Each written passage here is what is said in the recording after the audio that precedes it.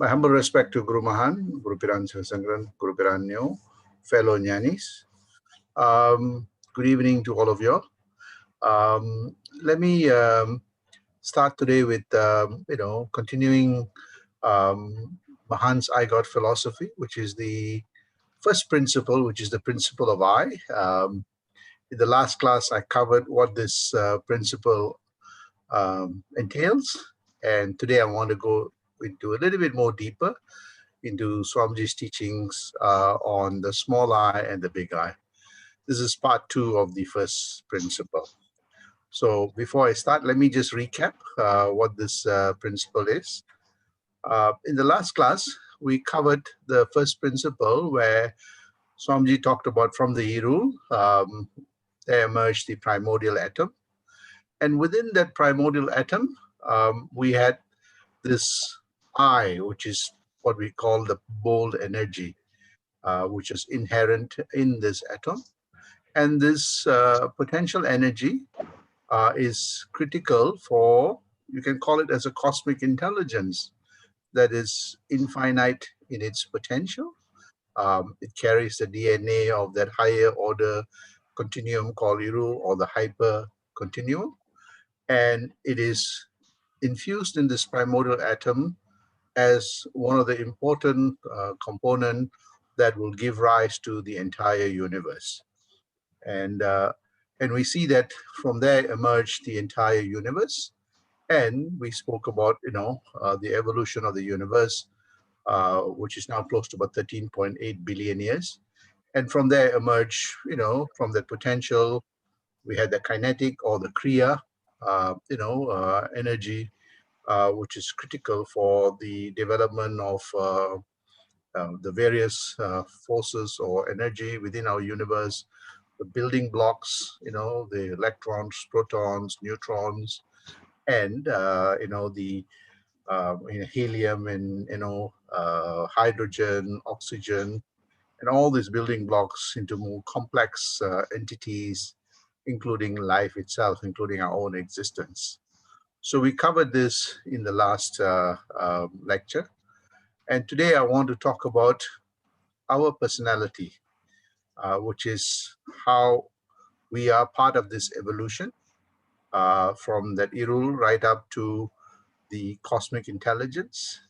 From the cosmic intelligence emerged the vibration or the frequency. From there emerged light. From the light emerged, all the matter and energy, and including our body, our biology, and also our personality. So I want to talk about this today. So we see that the evolutionary chain, we are part of that evolutionary chain. And part of that evolutionary chain, Swami calls the small I. This small I is essentially the limited identity, and this entails, the matter body element of us, the gross body, the mind, and all the thoughts and the experiences. So we see that that infinite continuum is now evolved to that smaller building blocks that made out of all this matter, energy, galaxies, Milky Ways, planets, all the, one cell right up to higher order intelligence, and we are part of that evolution. Although we are part of that evolution, this small I, this gross body, and all its experiences are limited in its identity and has limited frequency. And we see that every object, every particle carries frequency. And we see that in this entire universe that we live in, this vibration carries frequency, and that every frequency we see that has its own identity and DNA, and each of those frequency embeds in itself that intelligence or knowledge. And we see that in our own identity, the limited identity, the finite identity, we see that within our own material identity, the human Homo sapiens, through the evolution, nature has imprinted in us some interesting tendencies. These interesting tendencies are there to give us, to ensures survival of our species. And every species have this instinct built in, from the one cell right up to, the more complex beings. And this is where we see that the tendency of anger, hatred, fear, jealousy are all part of this, limited identity. And many of these qualities are part of nature's way of, embedding in us, so that, it's a survival of the species, sometimes in competition for resources. We see that anger, hatred, jealousy, fear are all part and parcel of this. And we see that this part of the personality is, many a times lack that illumination because of its limitedness in terms of its frequency. And we can see this, the time when we are born, we are not aware of this material world, and many of the things has to be done by others, our parents, our teachers. As we evolve, we see that our frequency starts expanding, though it's limited, but it starts expanding. And we see that, every state of our existence, we are always learning new things. So we see that this identity that we carry with us, lack that illumination or that full, and that it's an evolving, component. And this is what Swamiji calls the small I. It's small, a more limited identity that all of us carry.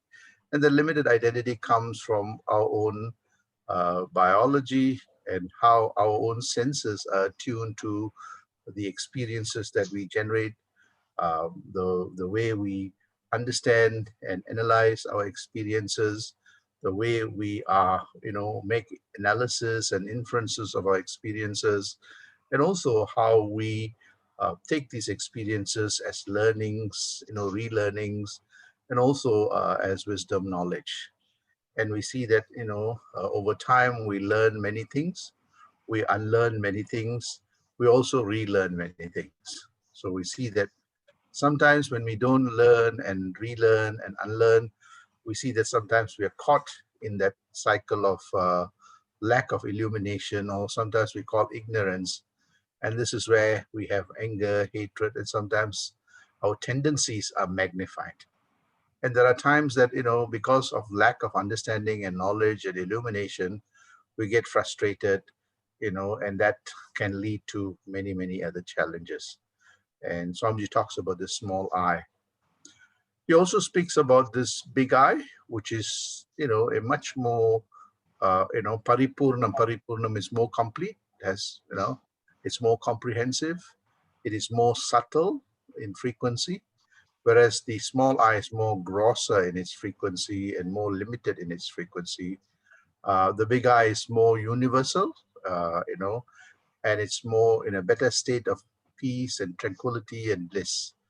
We see that, all of us have this two component in us, that which is continuously changing, transcendental, transitory, and that which is transcendental. And both are imprinted from that primordial atom. And I'll show you a model of that. So this is what Swamiji talks about, that in our own personality, the small I is imprinted in our DNA, and so is the big I. So I'm going to speak about a model of this small I and this big I. So I'm going to start off with a very simple understanding of this big I. Assume that the big I, as I said, is formless, dimensionless, a hypersphere, higher order continuum. And I'm going to depict that with this line here, which is infinite in both senses, both cases, and what I call a higher dimensional infinite frequency. And most of the lower order beings are unable to understand this infiniteness. And we classify that as zero, or something which is a blind spot that we are not aware of it. Right? So again, we see that, if I take a two-dimensional, there are sometimes two-dimensional species and they only see in the surface, but anything above and below they can't see. Similarly, Swamiji then makes this description of this big I as that paripurnam, completeness, the high, hyper, order continuum, which is of a higher order existence.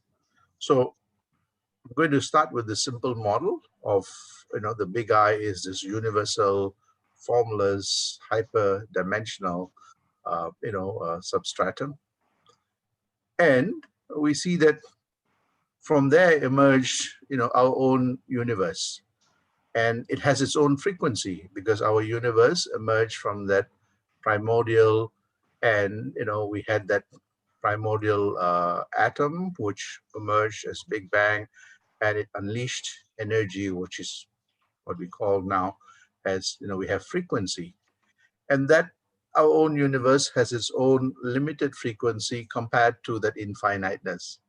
Right? So it has everything within our universe is packed into that primordial atom, and it's got its own frequency. The frequency is much more lower than the entire, big I or the, and we see that while the universe has its own frequency, much more, and our own Milky Ways, galaxies emerge from this universe. So it's, so it's got a much more lower frequency than the entire universe. And we see that, as it's getting more minuter, the level of frequency is going to get, different. And as we go down from our own galaxy to our solar system, we have all the planets and the sun. It's got its own frequency. And you see that the frequency is getting smaller compared to as we go, so far as we come from the bigger I, our frequency gets much more lower. And there emerge with the entire, our own solar system has its own frequency. And one of those planets in our solar system is Earth. Earth itself has its own frequency. While it is quite big for many of us, it is yet smaller than the entire frequency of these solar system. And we see that as we go, so let's take Earth itself, right? So now I'm going down to Earth, our own planet, right? So our own planet has, has many species with different frequencies, and so on. So I'm going to now take a blade of grass, right? A blade of grass from our own Earth, and the blade of grass has its own frequency, right? Everything in the universe, everything on Earth has frequency. The reason why it has frequencies, it all has, as you saw, the evolution from Iru, cosmic intelligence, vibration, light, matter, and so on. So we see that the blade of grass has all this component, and the blade of grass has its own frequency. And we see that as we expand further, we see that a blade of grass has a particular frequency, the plants have a different frequency. And what is really interesting is that if I see that blade of grass's frequencies, perhaps maybe smaller, and the plant's frequency is bigger, we see that there are frequencies that the blade of grass is unable to comprehend. Anything outside this blue, it is unable to comprehend. But anything within the green, the plants are able to cognize.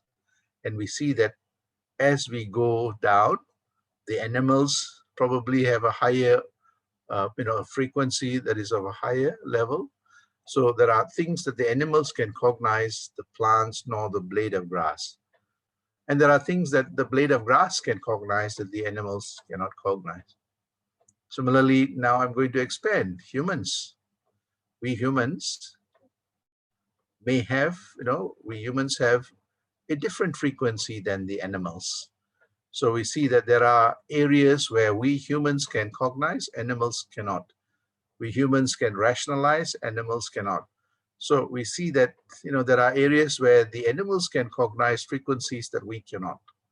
So we see that nature has built in all of us this vibration or this frequency. Yet it is, much more smaller. And all of this is happening on that infinite substratum. So we see that all of this, from the primordial atom that has got this infinite big I, it starts imprinting a smaller version or a different form of that Irul with different frequencies. And we see that we humans, within human beings, we see that there are those that can step away from that human dimension that gives them a much more higher order continuum. And for them to be able to achieve that, they need to be able to step out of the human personality. And I'm going to go a little bit more, and that requires them to understand that infinite continuum that they have is imprinted in us. As I said earlier, that all of us have different frequencies at the matter level, at the gross matter level. We also have a frequency where our gross matter is in the form of light, in the form of vibration, in the form of cosmic intelligence, in the form of that Irul itself. So, but oftentimes when we are with our own bodily experiences, our frequency is in that limited state. The day we start transitioning and transcending that bodily vibration to a much more subtler vibration, we see that our own frequency starts expanding. And this is what Swamiji speaks about. How do we do the transcending? So we see that from that big I, we see that all of us have this limited consciousness. We have that band that we operate within. All our wants, our desires, our experiences, everything is within that small continuum compared to that huge continuum that is out there. So the limited identity, we have limited frequency, and all of our frequency is tied to our own consciousness, our own, experiences, our own state of introspection, contemplation, reflection, and meditation.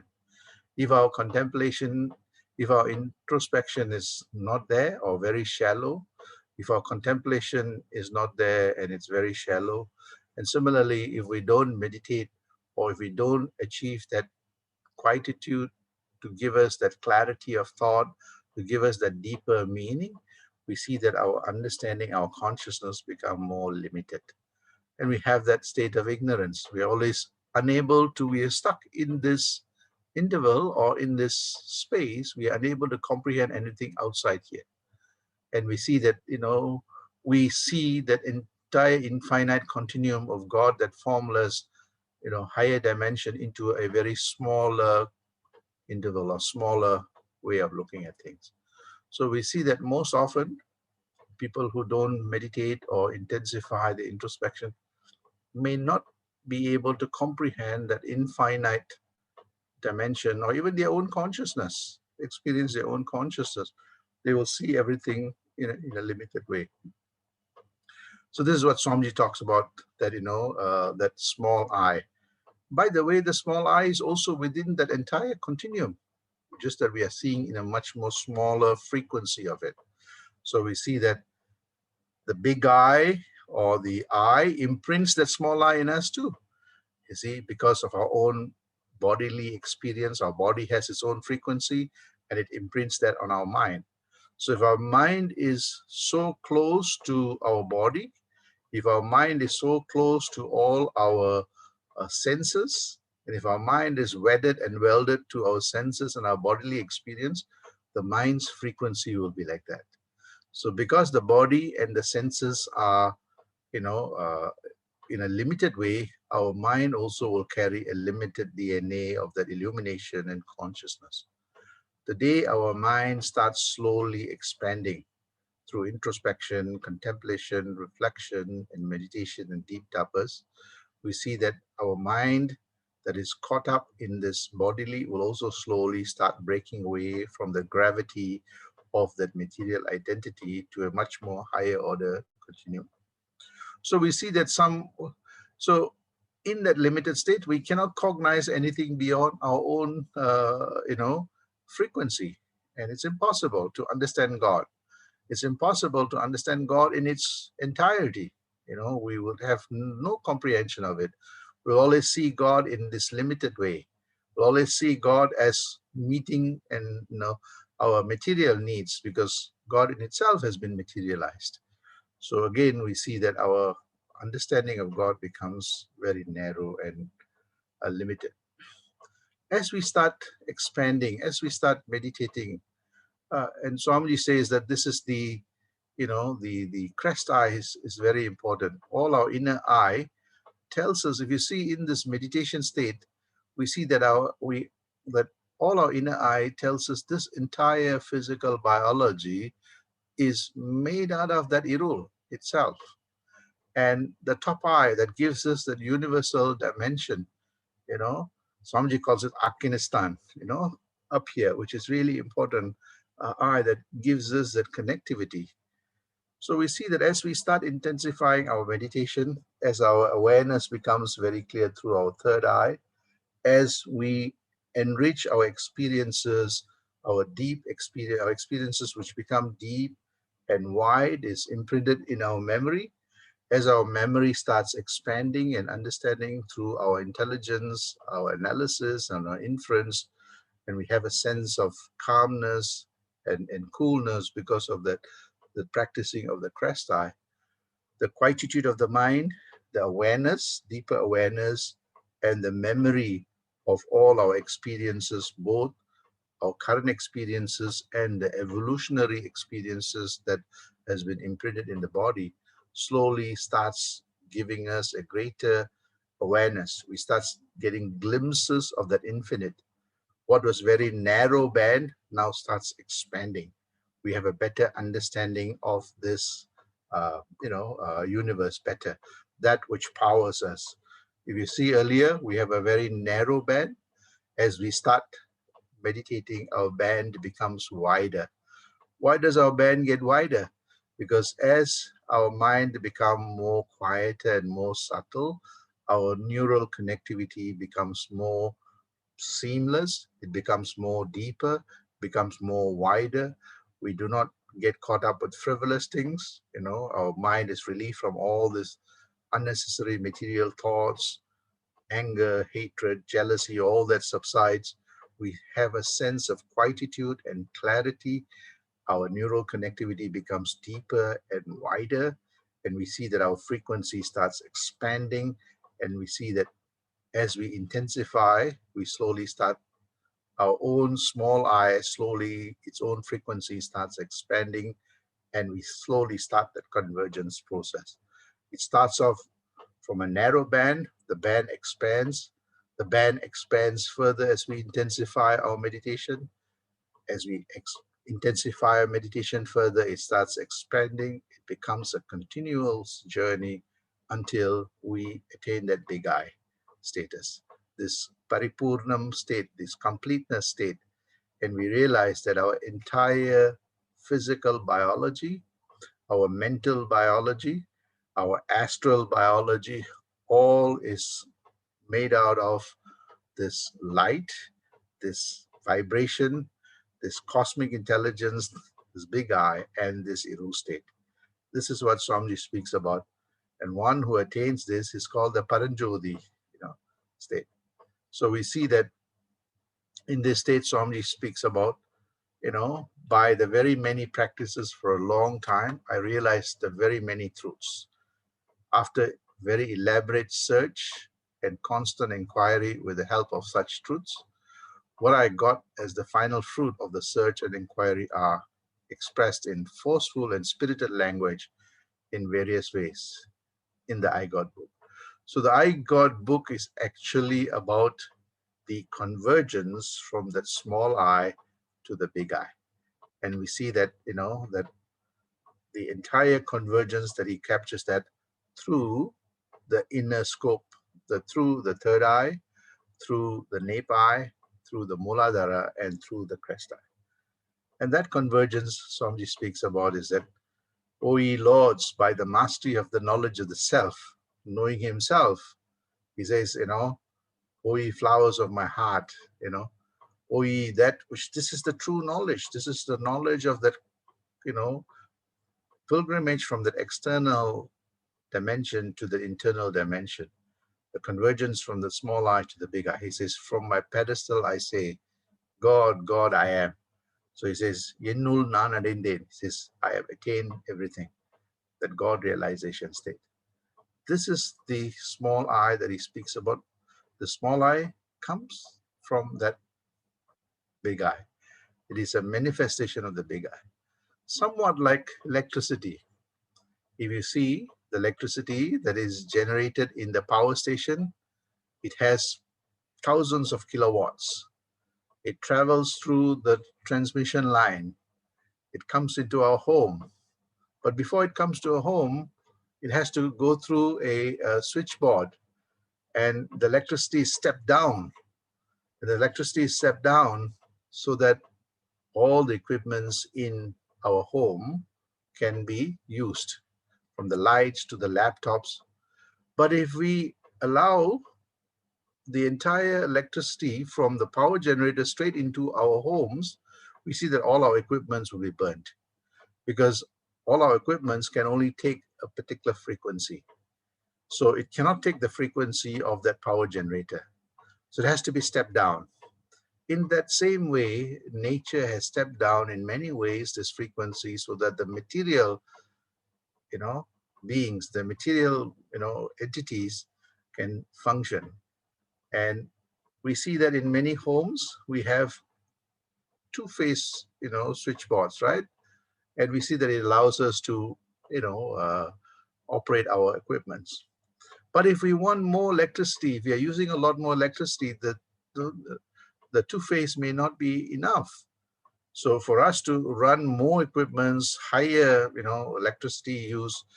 So if we want to run bigger equipments, and we need more electricity. And if we run a lot more equipments on a two-phase, you see that oftentimes it'll trip. Tripping means that we would not be able to understand.